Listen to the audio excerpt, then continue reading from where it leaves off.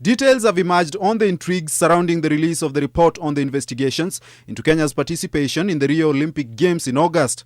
Sources tell NTV that President Uhuru Kenyatta is planning to release the report by the probe committee himself weeks after it was handed to the appointing authority. The committee is yet to be paid for their work in spite of CS Hassan Wario having directed the accounting officers in the ministry to do so.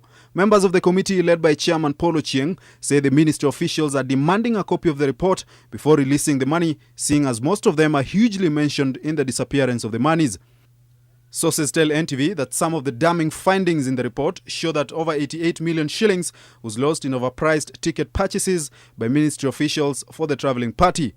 That over 126 million shillings a year from a deal between sportswear giant Nike and National Olympic Committee of Kenya were misappropriated by the NOC officials in a calculated scheme to deny the athletes their dues. That athletes have not been paid allowances and bonuses dating back to past Olympic, Commonwealth and African Games editions, including entitlements for medals won. And that the selection of athletes was unprofessionally done, especially in rugby and track and field. Only 3 copies of the report were printed, one for the appointing authority CS Hassan Wario, another for Head of Civil Service Joseph Kinyua, and the final copy to President Uhuru Kenyatta. To invite the winners. President Kenyatta is said to have been alarmed by the findings and is planning to release the report upon the completion of an ongoing verification process. Still, sources have told NTV that top ministry and NOC officials and other cartels implicated in the report have been working around the clock to halt the release.